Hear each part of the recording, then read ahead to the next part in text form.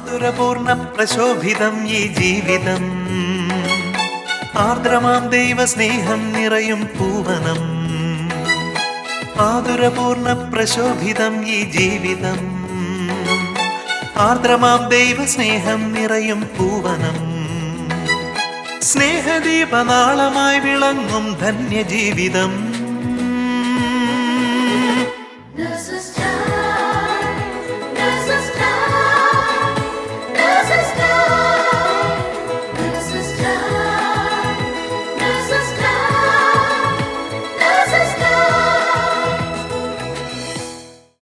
ഈശോ മിശിഹായ്ക്ക് സ്തുതിയായിരിക്കട്ടെ. ഇന്നത്തെ നഴ്സസ് എപ്പിസോഡിലേക്ക് എല്ലാ ശാലോം പ്രേക്ഷകരെയും ഏറെ സ്നേഹത്തോടും പ്രാർത്ഥനയോടും കൂടി സ്വാഗതം ചെയ്യുന്നു. 2 കൊരിന്തോസ് 2:15 ഇങ്ങനെ പറയുന്നു: എന്തുകൊണ്ടെന്നാൽ രക്ഷിക്കപ്പെടുന്നവരുടെ ഇടയിലും ശിക്ഷിക്കപ്പെടുന്നവരുടെ ഇടയിലും ഞങ്ങൾ ദൈവത്തിന് ക്രിസ്തുവിൻ്റെ പരിമളമാണ്. ഈശോയുടെ സാക്ഷികളായി കുടുംബത്തിലും സമൂഹത്തിലും ജോലി മേഖലയിലും ക്രിസ്തീയ പരിമളം പരത്തുന്ന അലൈനിലെ നഴ്സസ് സഹോദരങ്ങളെ നമുക്ക് ശ്രവിക്കാം. ഈശോ മിശിഹായ്ക്ക് സ്തുതിയായിരിക്കട്ടെ. ഇപ്പോഴും എപ്പോഴും സ്തുതിയായിരിക്കട്ടെ. യേശുവേ നീ എനിക്കായി ഇത്രയേറെ സ്നേഹമേകാൻ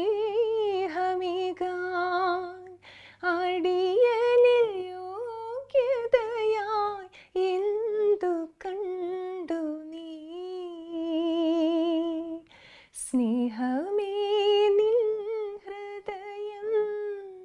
ക്ഷമയുടെ സാഗരമോ നന്മകൾക്കു നന്ദികാൻ എന്തു ചെയ്യും ഞാൻ. നമ്മുടെ യോഗ്യതകൾ പരിഗണിക്കാതെ നമ്മൾ ചോദിക്കുന്നതിലും അധികമായി നമ്മിലേക്ക് വരങ്ങളും കൃപകളും ചൊരിയുന്ന ഈശോ മിശിഹായ്ക്ക് സ്തുതിയായിരിക്കട്ടെ.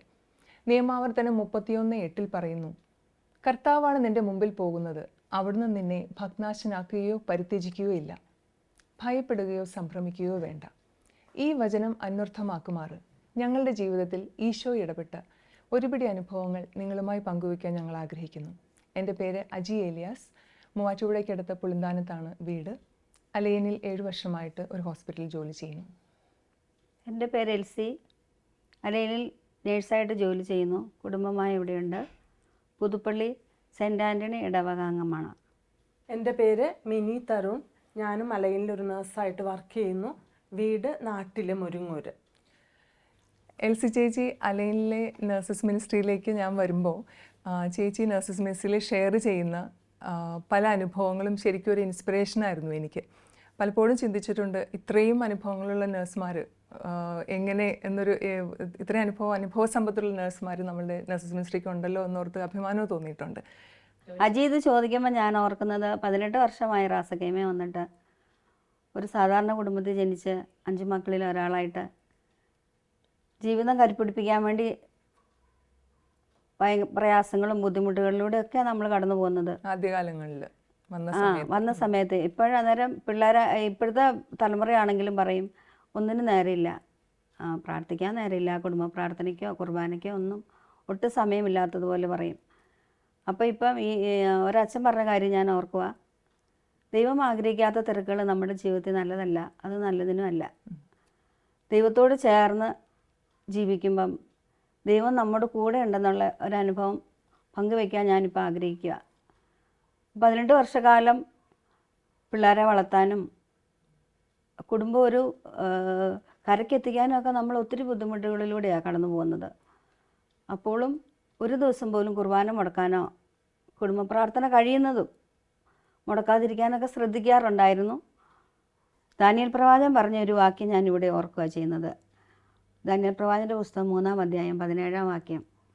ശത്രുഘ്നും മേശക അബേദ്നെഗോവും അവരെ നെബൂഖദ്നേസർ രാജാവ് പറയുന്നുണ്ട്: നിങ്ങളെ ഞാൻ പറയുന്ന ബിംബത്തെ ആരാധിച്ചില്ലെങ്കിൽ നിങ്ങളെ ഞാൻ തീച്ചുള്ളിയുടെ ഇടും പറഞ്ഞു വരുമ്പോഴത്തേക്കിന് അവർ നെബൂഖദ്നേസർ രാജാവിനോടൊരു കാര്യം പറയുന്നുണ്ട്: രാജാവേ, നിനക്കറിയാവോ, ഞങ്ങൾ സേവിക്കുന്ന ദൈവം ഈ തീച്ചുളയിൽ നിന്ന് രക്ഷിക്കാൻ കഴിവുള്ളവനാണെന്ന് എനിക്കറിയാം. ഞങ്ങൾക്കറിയാം ഈ തീച്ചുളയിൽ നിന്ന് രക്ഷിച്ചില്ലെങ്കിൽ പോലും ഞങ്ങൾ എൻ്റെ ദൈവത്തെ മാത്രമേ ആരാധിക്കുകയുള്ളൂ. അപ്പോൾ അങ്ങനെ ഒരു തീരുമാനത്തോടു കൂടിയായിരുന്നു ഞങ്ങളുടെയും ജീവിതം. എന്ത് വന്നാലും ജീവിതത്തിൽ ബുദ്ധിമുട്ടാണെങ്കിലും പ്രയാസമാണെങ്കിലും ഞങ്ങളുടെ ദൈവത്തെ ആരാധിക്കുന്നത്, ഞങ്ങളുടെ ദൈവത്തെ മാത്രമേ ഞങ്ങൾ ആരാധിക്കുകയുള്ളൂ. അതിന് നമ്മൾക്ക് സമയം നമ്മൾ കണ്ടെത്തുകയും ചെയ്യും. അങ്ങനെ ശരീരത്തിന് അസ്വസ്ഥതകളുണ്ടായിരുന്നു. രോഗം എന്താണെന്ന് കണ്ടുപിടിക്കാൻ മേലാതെ പറയുകയാണെങ്കിൽ അങ്ങനെ ഒരവസ്ഥയിലേക്ക് വളരെ നാളുകൾ കഴിയേണ്ടി വന്നു. അതോടുകൂടി സാമ്പത്തിക ബുദ്ധിമുട്ടുകളും കൂടെ ജീവിതത്തിൽ വന്നു കഴിഞ്ഞപ്പം വാതിലെല്ലാം അടഞ്ഞതുപോലെ ഇനി എന്നാ ചെയ്യും? മുമ്പിലൊരു ചോദ്യചിഹ്നമായിട്ട് ജീവിതം നിൽക്കുമ്പം ഞങ്ങൾ ഒരുമിച്ച് പ്രാർത്ഥിച്ച് ഒരു തീരുമാനം എടുക്കുമായിരുന്നു. ഈ ജോലി രാജിവെക്കാം, എന്നിട്ട് കിട്ടുന്ന പൈസയും കൊണ്ട് നമ്മുടെ കടബാധ്യതയൊക്കെ തീർത്ത് രോഗത്തിൻ്റെ ചികിത്സ നോക്കുക, അതിനുള്ളൊരു സമയവും അങ്ങനെ ഇനി ഒരിക്കലും ജോലി ചെയ്യാൻ പറ്റത്തില്ലായിരിക്കും. അങ്ങനെ ഒരവസ്ഥയിലേക്ക് ജീവിതം വരുമായിരുന്നു ചെയ്തത്. അവിടെയും ദൈവത്തിൻ്റെ കരം ചേർത്ത് പിടിച്ചു. കർത്താവിൽ പൂർണ്ണമായിട്ട് ആശ്രയിച്ചുകൊണ്ട് ജോലി പൂർണ്ണമായിട്ട് ആശ്രയിച്ചു. അങ്ങനെ ചെയ്തു. അങ്ങനെ ഇരിക്കുമ്പോഴാണ് ഇവിടെ ഇപ്പം ഞാൻ അലൈനിൽ 8 വർഷമായി. ഇവിടുത്തെ ഒരു ജോലിയിൽ വേക്കൻസി ഉണ്ടെന്ന് പറഞ്ഞുകൊണ്ട് അറിയുകയും അവിടേക്ക് നമ്മൾ അതിൻ്റെ പ്രോസസ്സിംഗ് ഒക്കെ ചെയ്യുകയും ഒക്കെ ചെയ്തു. അപ്പം ഇന്ന് വരെ മിനിസ്ട്രിയിൽ നിന്ന് അങ്ങനെ പോകാൻ നമുക്ക് പറ്റത്തില്ല. അങ്ങനെ ഒരു നിയമമില്ല ഇവിടെ. മിനിസ്ട്രിയിൽ നിന്ന് നമ്മൾ വേറൊരു ആശുപത്രിയിലേക്ക് അങ്ങനെ വരിക. എല്ലാവരും ഇപ്പോഴും ചോദിക്കും, ചേച്ചിക്ക് അവിടെ ആരായിരുന്നു റെക്കമെൻഡേഷൻ? എങ്ങനെയാണ് ഇവിടെ ഈ പ്രായത്തിൽ പോലും ഇവിടെ ജോലി കിട്ടിയത് ഇങ്ങനെ? അപ്പം ഞാൻ പറഞ്ഞു, എനിക്ക് സ്വർഗത്തിലൊരു അപ്പനുണ്ട്, ആ അപ്പൻ്റെ റെക്കമെൻഡേഷൻ ആയിരുന്നു. അല്ലാതെ എനിക്ക് വേറെ ഈ ലോകത്തിൽ നമുക്ക് ചെയ്യാനായിട്ട് ആരുമില്ല. പക്ഷെ നമ്മുടെ ഈ ലോകത്തിലുള്ള വാതിലുകളെല്ലാം അടയുമ്പോൾ നമുക്ക് വേണ്ടി പ്രവർത്തിക്കുന്ന ഒരു ദൈവമുണ്ടെന്ന് ജോലി രാജിവെക്കാൻ നേരം നമുക്കറിയില്ല. പക്ഷേ അതിൽ നിന്ന് നമ്മുടെ കഷ്ടതകളിൽ, ഭാരങ്ങളിൽ, സാധനങ്ങളിൽ നമ്മൾ ദൈവത്തോട് ചേർന്ന് നിൽക്കുമ്പം ദൈവം നമ്മുടെ കൂടെ ഉണ്ടെന്ന് ദൈവം തന്നെ കാണിച്ചു തരുമായിരുന്നു. അങ്ങനെ ഇപ്പോൾ 8 വർഷമായിട്ട് ഇവിടെ ജോലി ചെയ്യുന്നു. അപ്പോൾ ചേച്ചി പലപ്പോഴും ഷെയർ ചെയ്യുന്നത് കേട്ടിട്ടുണ്ട്, നഴ്സസ് മിനിസ്ട്രിയിൽ ഷെയർ ചെയ്യുന്നതാണ് NICUവിൽ ജോലി ചെയ്തപ്പോൾ ഉണ്ടായിരുന്ന കുറേ അനുഭവങ്ങൾ. ഞാൻ NICUവിലാണ് ജോലി ചെയ്യുന്നത്. NICU എന്ന് പറയുമ്പോഴത്തേക്കിന് പ്രായമെത്താതെ ജനിക്കുന്ന കുഞ്ഞുങ്ങൾ 500 ഗ്രാം 600 ഗ്രാം 6 മാസം അങ്ങനെ പ്രായമുള്ള. അപ്പം അവരോട് കൂടെ ജോലി ചെയ്യുമ്പോൾ അവരുടെ മാതാപിതാക്കളെ നമ്മൾ ശുശ്രൂഷിക്കുന്ന പോലെ അങ്ങനെ ഒരു മേഖലയായിട്ട് നമുക്ക് തോന്നും. കുഞ്ഞുങ്ങളെ മാത്രമല്ല. അപ്പം കുഞ്ഞുങ്ങൾ അപ്പം എനിക്ക് ഒരു നേഴ്സായിട്ട് നമ്മൾ ജോലി ചെയ്യാന്ന് പറയുമ്പോൾ നമ്മൾ എല്ലാ മെഡിക്കൽ എത്തിക്സും ഒക്കെ കീപ്പ് ചെയ്തുകൊണ്ടാണ് എല്ലാ നേഴ്സുമാരും, ഒരുവിധം എല്ലാ നേഴ്സുമാരും അത് ശ്രദ്ധിക്കാറുണ്ട്. പക്ഷേ നമ്മളൊരു ഈശോ നേഴ്സായിട്ട് എങ്ങനെ നേഴ്സിങ് നമ്മുടെ ശുശ്രൂഷയിൽ എങ്ങനെയായിരിക്കാം എന്നുള്ളത് നേഴ്സസ് മിനിസ്ട്രിയാണ് നമുക്ക് പറഞ്ഞു തന്നത്, പഠിപ്പിച്ചത്, ബോധ്യങ്ങൾ തരുന്നത് അല്ലേ? അതിൽ കൂടെയാണ് നമുക്ക് കിട്ടിയത്. അപ്പം നമ്മൾ എങ്ങനെയാണ് അത് ജോലി ചെയ്യാനെന്ന് ജോലിക്ക് ഒരുങ്ങുന്നെന്ന് പറഞ്ഞു കഴിഞ്ഞാൽ, ജോലിക്ക് പോകുന്നതിന് മുമ്പേ നമ്മൾ പ്രാർത്ഥിച്ചൊരുങ്ങും. നമ്മൾ ഈശോ എന്ന് ജോലിക്ക് പോകാൻ നീ കൂടെ വരണം, ഇതെല്ലാം പറഞ്ഞ് പരിശുദ്ധാത്മാവിനെ എല്ലാം വിളിച്ച് വീട്ടിൽ നിന്ന് ജോലിയുടെ ഇടയ്ക്കാണെങ്കിലും ഇതെല്ലാം പ്രാർത്ഥിച്ചുകൊണ്ട് നമ്മൾ പോകുന്ന വഴിക്കും പ്രാർത്ഥിക്കും. ശരിക്കും ഒരു നഴ്സുമാർ മാതൃകയാക്കേണ്ട ഒരു കാര്യമാണ്. കാരണം സാധാരണ പോകുന്ന പോലെയാണ് എല്ലാവരും, പക്ഷെ പ്രാർത്ഥിച്ച് എല്ലാം സമർപ്പിച്ച് പോകുക.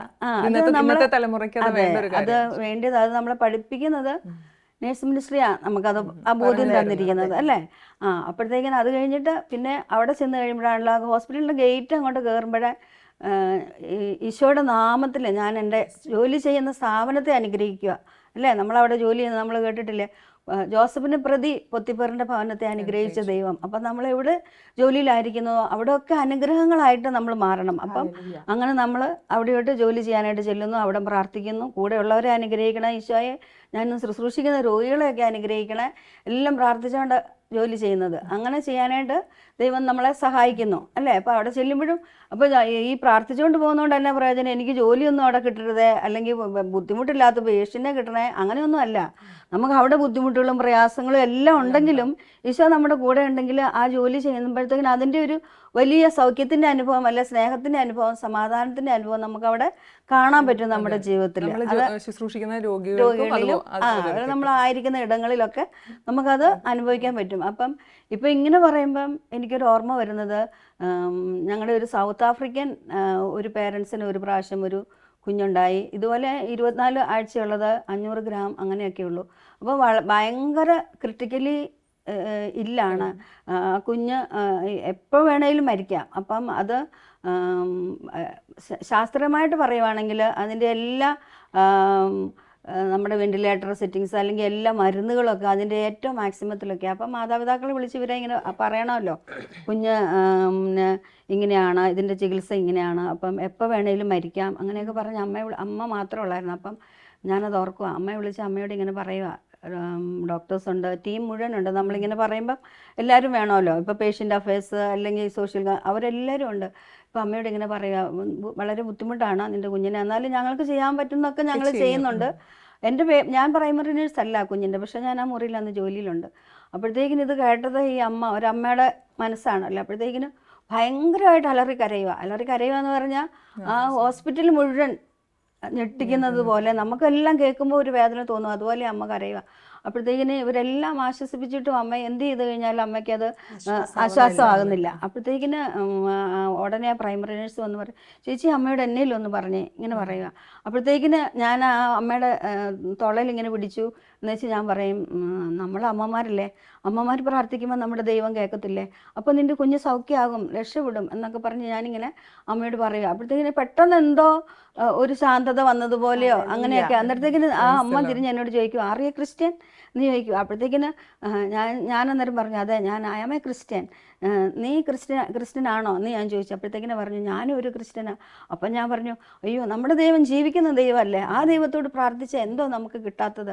നീ അമ്മയല്ല, നീ പ്രാർത്ഥിക്കുക, പിന്നെ നീ വചനം വായിക്കുന്നതല്ലേ, നീ വേർഡ് ഓഫ് ഗോഡ്, അപ്പോൾ ബൈബിള് കൊണ്ടുവന്ന് നീ ഇവിടെ ഇരുന്ന് നിൻ്റെ കുഞ്ഞിൻ്റെ അടുത്തിരുന്നത് വായിക്കണം. വായിച്ച് കുഞ്ഞ് കേട്ട് കഴിയുമ്പോഴത്തേക്കിന് കുഞ്ഞ് സൗഖ്യം പ്രാപിച്ച് ഇവിടുന്ന് പോകും. അങ്ങനെ ആ കുഞ്ഞ് അവിടുന്ന് ഡിസ്ചാർജ് ആയി പോയി. അതാ എനിക്ക് പറയാനുള്ളത്. വളരെ ആരോഗ്യത്തോടു കൂടി തന്നെ. അപ്പോൾ അമ്മയ്ക്കാണെങ്കിൽ അന്നേരം അവരതിന് പേരിട്ടു മിറക്കിൾ ബേബി. അപ്പോഴത്തേക്കിന് പോകുന്നവരെയും ആ ബൈബിൾ അവിടെ ഇരുന്ന് വായിക്കുകയും ആ കുഞ്ഞിൻ്റെ അടുത്ത് ആ ബൈബിൾ വെക്കുകയും അങ്ങനെയൊക്കെ നമ്മൾ ആ കാണുന്നവർക്കാണേലും അപ്പോൾ ഇതൊരു ക്രിസ്ത്യനാണ് അല്ലെങ്കിൽ ഒരു ഉപകരണമാക്കിയതാണ് അവിടെ ഈശോയെ കൊടുക്കാൻ വേണ്ടി. നമുക്ക് അങ്ങനെ ആകാൻ പറ്റിയല്ലോ എന്ന് ദൈവത്തിന് നന്ദി പറയുന്നത്. അതാ പിന്നെ ഇപ്പം വാർഡിലൊരു പ്രാവശ്യം ഭയങ്കര തിരക്കാണ്, എല്ലാ മുറികളും തിരക്കാണ്. അപ്പോഴത്തേക്കിന് എല്ലാവരും ഓടി നടന്ന് ജോലി ചെയ്യുമ്പോഴത്തേക്കിന് പിന്നെ എല്ലാവരും ഇതെന്തോ ഇന്ന് ഭയങ്കര തിരക്കാണല്ലോ, എല്ലാ മുറിയും തിരക്കാണല്ലോ എന്നൊക്കെ പറഞ്ഞിങ്ങനെ ഇരിക്കുമ്പോൾ ഒരു ഡോക്ടർ ഇങ്ങനെ പറയുക, എൽസി ഒന്ന് ഓടി നടന്ന് പ്രാർത്ഥിച്ച് എവിടെയൊക്കെ ഇതെന്തോ ഇവിടെ നടക്കുന്നത്. അപ്പോഴത്തേക്കിന് നമുക്ക് ദൈവനാമ മഹത്വം എടുക്കാനായിട്ട് നമ്മളെ ഓരോ ദിവസവും ദൈവം എങ്ങനെ ഉപയോഗിക്കുന്നെന്നുള്ളതാണ് ഞാൻ പറഞ്ഞു വന്നത്. ഓക്കെ. പിന്നെ ചേച്ചി പറഞ്ഞിട്ടുണ്ട് മീറ്റിംഗ് എന്തോ ഒക്കെ വരുമ്പോൾ അവിടെ പ്രാർത്ഥിക്കാൻ പറയുന്നു. ഇപ്പം അത് ഞാനാണ് വളരെ പുതിയത്, ഇപ്പോൾ 8 വർഷമായുള്ളൂ. അത് ഒത്തിരി ഇതിനൊക്കെ കഴിവുള്ളവർ അങ്ങനെയൊക്കെ ഉണ്ടെങ്കിൽ പോലും ഇപ്പം എന്തെങ്കിലും മീറ്റിംഗ് നമ്മുടെ ഗ്യാതറിംഗ് ഒക്കെ ഇല്ലേ, അങ്ങനെയൊക്കെ ഉള്ളപ്പം എൽസി പ്രാർത്ഥിക്കണം. അപ്പം ആദ്യം പറഞ്ഞപ്പോൾ തന്നെ അയ്യോ ഞാനങ്ങനെ ഇംഗ്ലീഷ് പഠിക്കുക, അതാ മൾട്ടിനാഷണൽ കമ്മ്യൂണിറ്റി അങ്ങനെ എല്ലാവരും വരുന്നവരും അല്ലേ. അപ്പോഴത്തേക്കിന് എനിക്ക് പ്രാർത്ഥിക്കാൻ പറ്റുമോ അങ്ങനെയൊക്കെ. അതെനിക്കൊരു ഭയങ്കര അത്ഭുതപ്പെടുത്തുന്ന ഒരു ഇതായിരുന്നു. എന്നാന്ന് വെച്ച് കഴിഞ്ഞാൽ ഞാനതിന് യോഗ്യയാണോ, അതിനേക്കാളും എത്ര യോഗ്യതയുള്ളവരുണ്ട് എന്നൊക്കെയുള്ള. ചേച്ചി അത് ചേച്ചി പ്രാർത്ഥിച്ച് ഒരു ഈശോയുടെ നേഴ്സായിട്ട് പോകുമ്പോൾ ചേച്ചിയിൽ പ്രവർത്തിക്കുന്ന ദൈവശക്തി അത് മറ്റുള്ളവർക്ക് നമ്മൾ പറയാണ്ട് തന്നെ അത് അനുഭവപ്പെട്ടു. അതാണ് ഒരു യേശു ക്രിസ്തു സാക്ഷിയായിട്ട് ജീവിക്കുന്ന ഒരു നേഴ്സ്, ഈശോയുടെ നേഴ്സ്. അതെ അതെ ചേച്ചി, എനിക്കും ഈശോ കരുതുന്ന ഒരു ഈശോ, കൂടെ നടക്കുന്ന ഒരു ഈശോ, പ്രത്യേകിച്ചും നമ്മുടെ ഒരു ജീവിതത്തിലൊരു പ്രതിസന്ധി വന്ന് നമുക്ക് പ്രാർത്ഥിക്കാൻ പറ്റുന്നില്ല, നമ്മൾ അങ്ങനെ ഒരു മുൻപിലെന്ത് നമുക്കൊന്നും ചെയ്യാൻ പറ്റാതെ നിൽക്കുന്ന അവസരങ്ങളിൽ ജീവിതത്തിൽ നമുക്ക് വേണ്ടി പ്രവർത്തിക്കുന്ന, നമുക്ക് വേണ്ടി നമ്മൾ ചിന്തിക്കുന്നതിലും കൂടുതലായിട്ട് ദൈവം പ്രവർത്തിക്കുന്ന ഒത്തിരി അനുഭവങ്ങൾ ജീവിതത്തിൽ ഉണ്ടായിട്ടുണ്ട്. ഇവിടെ ഞാൻ പറയാനായിട്ട് എൻ്റെ മോൻ്റെ ഒരു കാര്യമായിരുന്നു. മോൻ +2 ഇവിടെ കഴിഞ്ഞിട്ട് നാട്ടിൽ ഡിഗ്രിക്ക് അഡ്മിഷൻ കിട്ടി. ആന്റണിക്ക് അഡ്മിഷൻ കിട്ടി. അവൻ കാര്യങ്ങളൊക്കെ പോവാനായിട്ട് തയ്യാറായി. ഞങ്ങൾ ഓഗസ്റ്റ് 27 അവൻ്റെ ഇവിടുത്തെ വിസ ക്യാൻസൽ ചെയ്തു. സെപ്റ്റംബർ 4 നാട്ടിലോട്ട് പോകാനുള്ള ടിക്കറ്റൊക്കെ ബുക്ക് ചെയ്ത് ഓഗസ്റ്റ് 30 അതൊരു ചൊവ്വാഴ്ചയായിരുന്നു. നിങ്ങൾക്കറിയാലോ, നമുക്കിവിടെ പള്ളിയിൽ കുർബാന ദിവ്യകാരുണ്യ ആരാധന. അപ്പം ഞങ്ങൾ 3 പേരും കൂടി പോയി പ്രാർത്ഥിച്ച് ഞങ്ങൾ അന്ന് ഒരു 10 മണിക്ക് ആസ് യൂഷ്വൽ നമ്മൾ ഉറങ്ങി. ഒരു 3 മണിക്ക് അറൗണ്ട് 3 മണിക്ക് ആയപ്പോൾ മോൻ കരഞ്ഞുകൊണ്ട് എൻ്റെ അടുത്ത് ഞങ്ങളെ വന്ന് വിളിച്ച് പറഞ്ഞു, മമ്മി എനിക്ക് ഉറങ്ങാൻ പറ്റുന്നില്ല, എനിക്ക് കിടക്കാൻ പറ്റുന്നില്ല, എനിക്ക് മൂത്രം ഒഴിക്കുന്നിടത്ത് നല്ല വേദന.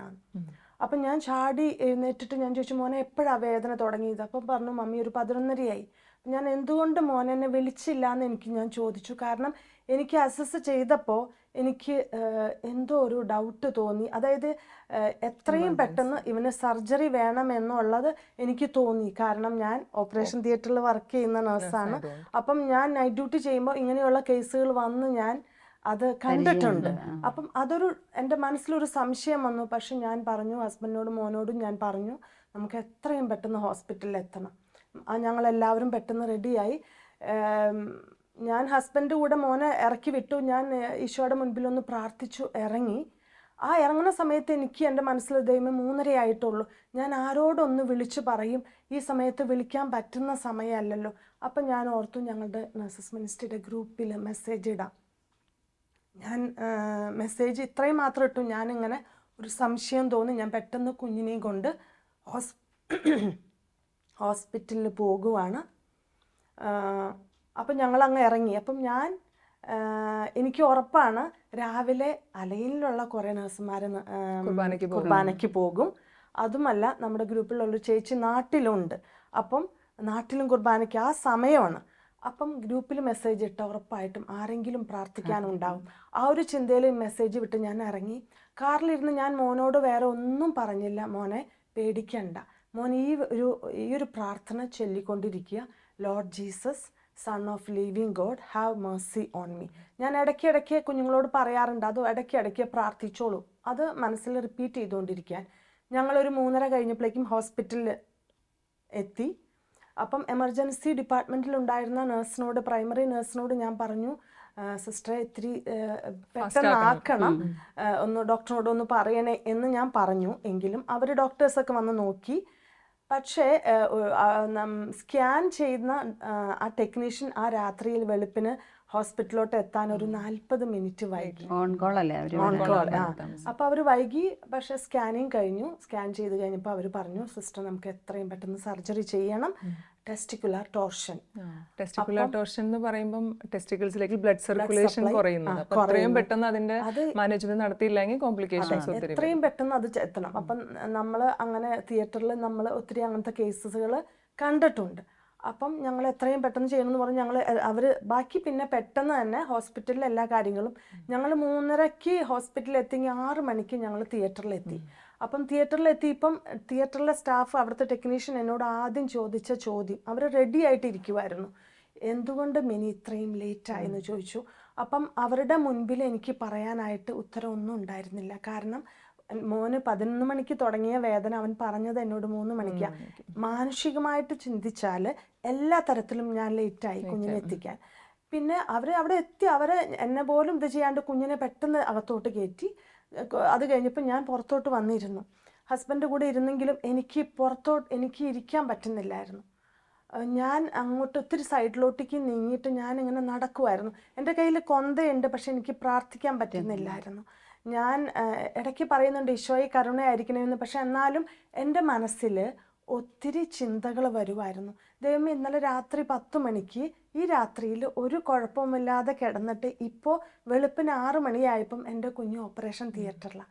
അപ്പം ഇങ്ങനെയുള്ള പല ചിന്തകളും എൻ്റെ മനസ്സിൽ കൂടെ കടന്നുപോയി. പക്ഷേ എനിക്ക് നിങ്ങളോട് പറയാനുള്ളത് ആ ചിന്തകളിലൂടെ കടന്നു പോയപ്പം എൻ്റെ മനസ്സിൽ എന്തെന്നില്ലാത്തൊരു സമാധാനം. എന്നിട്ടൊരു ചിന്ത എൻ്റെ മനസ്സിൽ വന്നത്, നിൻ്റെ ദൈവം അറിയാണ്ട് നിൻ്റെ ജീവിതത്തിൽ ഒന്നും സംഭവിക്കില്ല. ആ ഒരു ചിന്ത വന്നു കഴിഞ്ഞപ്പം പിന്നെ ഞാൻ എൻ്റെ ഹസ്ബൻഡിൻ്റെ അടുത്ത് ഞാൻ വന്നിരുന്നു. ഒരു 7:30 ആയപ്പോഴേക്കും ഞാൻ നോക്കിയപ്പം ഞങ്ങളുടെ 2 സർജന്മാരും കടന്നു വരണ കണ്ടു. അവരുടെ മുഖം ഞാൻ പെട്ടെന്ന് തന്നെ അവരുടെ അടുത്തോട്ട് ചെന്നു. അവരുടെ മുഖം കണ്ടപ്പോൾ എനിക്കൊരു സമാധാനം തോന്നി. അവരെന്നോട് പറഞ്ഞ, sister don't worry, everything is okay. ഞാൻ അവരുടെ മുൻപിൽ തന്നെ നിന്ന് ഞാൻ എൻ്റെ തമ്പുരാന് നന്ദി പറഞ്ഞു. അവർ പറഞ്ഞു, സിസ്റ്റർ ട്വിസ്റ്റഡ് ആയിരുന്നു, ഞങ്ങൾ അതിനെ അൺട്വിസ്റ്റ് ചെയ്തു, അവർ മാനേജ് ചെയ്ത സർക്കുലേഷൻ ഗെയിൻ ചെയ്തു, അത് ഫിക്സ് ചെയ്തു. എല്ലാ മഹത്വവും തമ്പുരാന് മാത്രം. എനിക്കതാ പറയാനുള്ളൂ. ദൈവം, അജി പറഞ്ഞു, ആദ്യം പറഞ്ഞ വചനത്തിൽ മുൻപേ നടക്കുന്ന ദൈവം. പേടിക്കണ്ട. അതെ, ദൈവം നമ്മുടെ ജീവിതത്തിൽ എന്ത് വന്നാലും വചനം പറയുന്നില്ലേ, നിന്റെ തലമുടി ഒരെണ്ണം പോലും കൊഴിയുന്നത് പോലും ഈശോ എണ്ണപ്പെട്ടിരിക്കുന്നത് അറിയുന്നു. അറിയുന്നുണ്ട്. ഞാൻ അതിന് ശേഷം ഞാൻ ഓർത്തു, കുഞ്ഞിന് സെപ്റ്റംബർ 4 അവൻ നാട്ടിൽ പോകുക. അവൻ ഹോസ്റ്റലിലായിരുന്നു.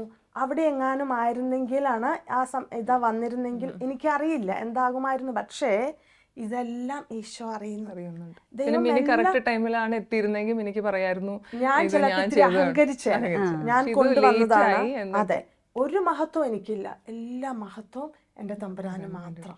മിനി ഇത് പറഞ്ഞുകൊണ്ടിരുന്നപ്പോഴാണ് ഒരു കാര്യം എൻ്റെ മനസ്സിൽ വന്നത്.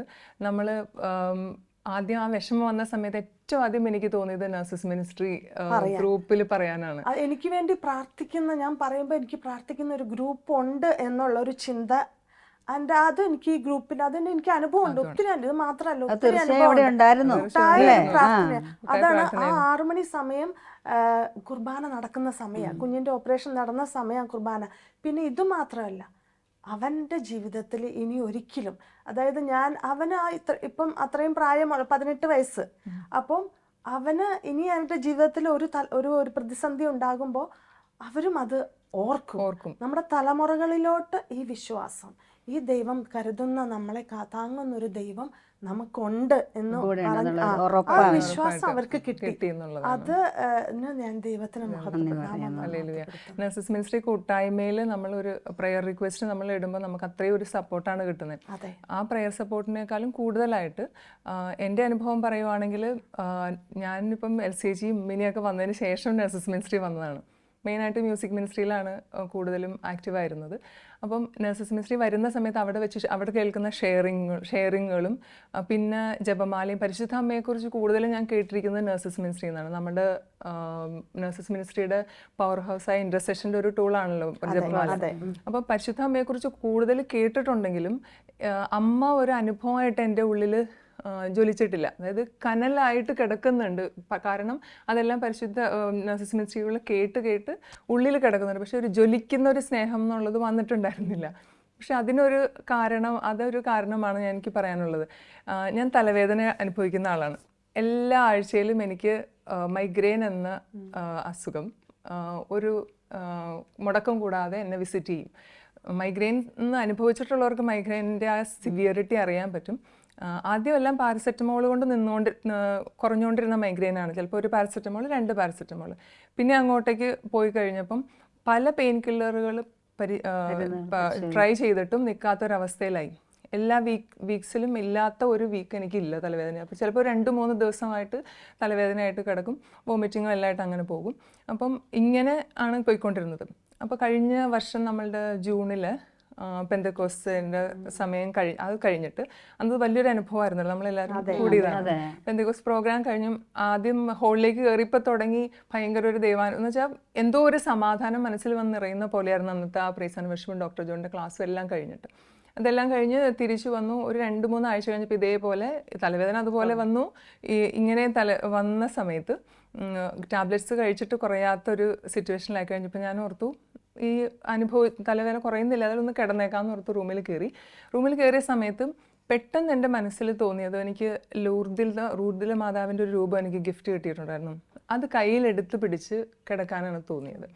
അപ്പം ഞാൻ പറഞ്ഞല്ലോ, മാതാവിൻ്റെ ഉള്ള സ്നേഹം എല്ലാം ഉള്ളിലൊരു കനൽ പോലെ ഉണ്ട്. പക്ഷെ അത് ജ്വലിച്ചിട്ടുണ്ടായത് എന്തോ തോന്നി എടുത്തു പിടിച്ചു കിടന്നു. ഒരിക്കലും ടാബ്ലറ്റ്സ് കഴിച്ചിട്ട് എനിക്കൊരു ആശ്വാസം കിട്ടാത്ത ഞാൻ കിടന്നു ഒരു കുറച്ച് ഞാൻ സുഖമായിട്ട് അന്ന് ഉറങ്ങി എന്നുള്ളതാണ്. എഴുന്നേറ്റപ്പോൾ എനിക്ക് തലവേദനയില്ല. അപ്പോൾ എനിക്ക് അന്ന് മനസ്സിലായി, അന്ന് രാത്രി അമ്മയാണ് എന്നെ ചേർത്ത് പിടിച്ച് കിടന്നതെന്ന്. ഒരു അമ്മ എങ്ങനെയാണോ നമ്മളുടെ കൂടെ നിന്ന് എങ്ങനെയാണോ നമ്മളെ ആശ്വസിപ്പിക്കുന്നത്, തലോടുന്നത്. ഈ പ്രവാസ ലോകത്ത് നമുക്ക് ചിലപ്പോഴൊക്കെ നമ്മുടെ സ്വന്തം അമ്മയുടെ സാമീപ്യം കൊതിക്കുന്ന സമയങ്ങളുണ്ടായിരുന്നു. പക്ഷേ അതിലൊക്കെ ഉപരിയായിട്ട് എനിക്ക് പരിശുദ്ധ അമ്മ എൻ്റെ കൂടെ അങ്ങനെ ഒരു അനുഭവം എനിക്ക് കിട്ടി. പലപ്പോഴും ചേച്ചിമാരൊക്കെ നഴ്സസ് മിനിസ്ട്രിയിൽ ഷെയർ ചെയ്യും അനുഭവം, അമ്മേനെ പറ്റി അങ്ങനെ ഇങ്ങനെയൊക്കെ അപ്പം ഞാൻ ചിന്തിക്കും, ഇതെങ്ങനെയാണ് ഇതെങ്ങനെ സാധ്യം, ഇതെങ്ങനെ സംഭവിക്കുന്നതൊക്കെ ഞാനിങ്ങനെ ചെയ്യും. പക്ഷേ ഈ അന്നത്തെ ഒരു രാത്രിയിൽ അങ്ങനെ. പിന്നെ അത് കഴിഞ്ഞിട്ട് എനിക്ക് പലപ്പോഴും തലവേദന വന്നിട്ടുണ്ട്. പക്ഷെ അപ്പോഴെല്ലാം എൻ്റെ ഉള്ളിലൊരു സമാധാനം ഉള്ളത്, തലവേദന വന്നാൽ അമ്മയുടെ അടുത്ത് പോയി അമ്മ എന്നെ ഉറക്കും എന്നൊരു സമാധാനം എൻ്റെ മനസ്സിലുണ്ട്. പിന്നെ അത് കഴിഞ്ഞ് പ്രത്യേകം പറയാനാണെങ്കിൽ, പിന്നീട് ഞാൻ നഴ്സസ് മിനിസ്ട്രിയിൽ എപ്പോഴും നമ്മൾ കൊന്ത കഴിഞ്ഞ് മാതാവിൻ്റെ പാട്ട് പാടും. ആ മാതാവിൻ്റെ പാട്ട് പാടുമ്പോൾ എല്ലാം അതായത് ആ വരികളുടെയൊക്കെ അർത്ഥം ഉള്ളിൽ കൊണ്ടുകൊണ്ട് പാടാൻ, പ്രത്യേകിച്ച് മിഴികൾ നിറയുമ്പോൾ അമ്മ മഴവില്ലായി തെളിയും, മൊഴികൾ ഇടറുമ്പോൾ എന്നോട് സ്വരമായി തീർന്നിടും, ദുഃഖമകന്നിടുവാനമ്മേ പ്രാർത്ഥിച്ചിടണമേ, പാപമകന്നിടുവാനമ്മേ യാചിച്ചിടണമേ. ഈ വരികളൊക്കെ ഇങ്ങനെ പാടുമ്പോൾ നമുക്ക് അങ്ങോട്ട് ഇങ്ങനെ ഭയങ്കര അനുഭവമായിട്ട് പാടാനൊക്കെ ആയിട്ട്, അച്ഛനൊക്കെ അത് എഴുതി വെച്ചതൊക്കെ പലരും അങ്ങനെ ഉള്ളിൽ പരിശുദ്ധാത്മാ തോന്നിച്ച് എഴുതിയ വരികളാണ് അതെല്ലാം. പക്ഷെ അതെല്ലാം ഇപ്പം പാടുമ്പോൾ മാതാവിൻ്റെ ഓരോ പാട്ട് പാടുമ്പോഴും ഇപ്പം അതിൻ്റെ ഒരു അനുഭവമായിട്ട് പാടാനായിട്ട് ഒരു കൃപ ദൈവം തന്നു എന്നുള്ളതാണ്. അതാണ് എൻ്റെ ഒരു അനുഭവം എന്ന് പറയുന്നത്. വിശുദ്ധ പൗലോസ്ലീഹ പറയുന്നുണ്ട്, കൊരിന്ത്യർക്ക് എഴുതിയ ലേഖനത്തിൽ പറയുന്നുണ്ട്, ഞാൻ എന്തായിരിക്കുന്നുവോ അത് ദൈവകൃപയാലാണ്, എന്നിലേക്ക് ചൊരിഞ്ഞ ദൈവകൃപ ഒരിക്കലും നിഷ്ഫലമായി പോയിട്ടില്ല. ഇപ്പം നമുക്ക് കിട്ടിയിരിക്കുന്ന ആ കൃപ എന്ന് പറയുന്നത് അത് നമ്മൾ ഉള്ളിലേക്ക് എടുത്തിട്ട് ഇനിയും വരുന്ന പ്രതിസന്ധികളെ എല്ലാം തരണം ചെയ്ത് മുന്നോട്ട് നീങ്ങാനായിട്ട് നമ്മളെ ഈശോ തീർച്ചയായിട്ടും സഹായിക്കും. അങ്ങനെ നമ്മുടെ നഴ്സിംഗ് ശുശ്രൂഷ രംഗത്ത് കർത്താവ് ഒത്തിരി നമ്മളെ സഹായിക്കുന്ന ഒരു വലിയൊരു ബോധ്യം നമുക്കുണ്ട്. അതായത് എൻ്റെ ദൈവത്താൽ നിശ്ചയമനുഗ്രഹം പ്രാപിച്ചിടും ഞാൻ, തൻ്റെ വചനം പോലെ ഞാൻ ചെയ്യും, തൻ്റെ വഴിയിൽ തന്നെ നടക്കും. ഇത്രമാത്രം അനുഗ്രഹം നമ്മുടെ ജീവിതത്തിൽ ഓരോ നിമിഷവും ചൊരിയുന്ന നമ്മുടെ ദൈവത്തിന് നമുക്ക് നന്ദി പറഞ്ഞ് പ്രാർത്ഥിക്കാം. കാരുണ്യവാനായ ഈശോയെ, നീ ദാനമായി തന്ന ഈ സമയത്തെ ഓർത്ത് ഞങ്ങൾ നന്ദി പറയുന്നു ഈശോയെ. നിൻ്റെ നാമമഹത്വത്തിനായി ഞങ്ങളുടെ ഓരോ ശുശ്രൂഷകളും ആയിത്തീരട്ടെ എന്ന് ഞങ്ങൾ പ്രാർത്ഥിക്കുന്നു. ലോകം മുഴുവനുള്ള എല്ലാ നഴ്സുമാർക്കും ഒരു പ്രചോദനമാകട്ടെ എന്ന് പ്രാർത്ഥിച്ചുകൊണ്ട് പിതാവിൻ്റെയും പുത്രൻ്റെയും പരിശുദ്ധാത്മാവിൻ്റെയും നാമത്തിൽ ആമേൻ. ഈശോ മിശിഹായ്ക്ക് സ്തുതിയായിരിക്കട്ടെ, ഇപ്പോഴും എപ്പോഴും സ്തുതിയായിരിക്കട്ടെ. എൻ്റെ സഹപാഠികളെ മുഴുവൻ ഈശോയ്ക്കായി നേടുവാൻ എനിക്ക് കഴിഞ്ഞിരുന്നുവെങ്കിൽ എന്ന് വിശുദ്ധ ഡൊമിനിക് സേവിയോ പലപ്പോഴും പറഞ്ഞിരുന്നു. അതുപോലെ കുടുംബത്തിലും ജോലി മേഖലയിലും ക്രിസ്തുവിൻ്റെ പരിമളം പരത്തുന്ന നമ്മുടെ സഹോദരങ്ങളുടെ അനുഭവ സാക്ഷ്യം നമ്മൾ ശ്രവിച്ചല്ലോ. ഇതുപോലെ ക്രിസ്തുവിൻ്റെ പരിമളം മറ്റുള്ളവരിലേക്കും പകർന്നു കൊടുക്കുവാൻ നമുക്ക് പരിശ്രമിക്കാം. അതിനുള്ള കൃപയ്ക്കായി ലോകമെമ്പാടുമുള്ള എല്ലാ നഴ്സുമാരെയും അവരുടെ കുടുംബങ്ങളെയും പരിശുദ്ധ അമ്മയുടെ വിമല ഹൃദയം വഴിയായി ഈശോയ്ക്ക് സമർപ്പിച്ചുകൊണ്ട് നമുക്ക് പ്രാർത്ഥിക്കാം. ഓരോ നഴ്സും ഒരു വിശുദ്ധനായി തീരട്ടെ. ആമേൻ. ദൈവമാതാവും ഞങ്ങളുടെ അമ്മയുമായ കന്യകാമറിയമേ, ഫാത്തിമാനാഥേ, എൻ്റെ കുടുംബത്തെയും തിരുസഭയെയും മാനവകുലത്തെയും ലോകമെമ്പാടുമുള്ള നേഴ്സുമാരെയും അങ്ങേ വിമല ഹൃദയത്തിന് പ്രതിഷ്ഠിക്കുന്നു. അങ്ങേ ശക്തിയുള്ള സംരക്ഷണത്തിൽ ഞങ്ങളെ കാത്തുകൊള്ളണമേ. ആത്മീയവും ശാരീരികവുമായ സകല അപകടങ്ങളിലും ക്ലേശങ്ങളിലും നിന്ന് ഞങ്ങളെ രക്ഷിച്ചു കൊള്ളണമേ.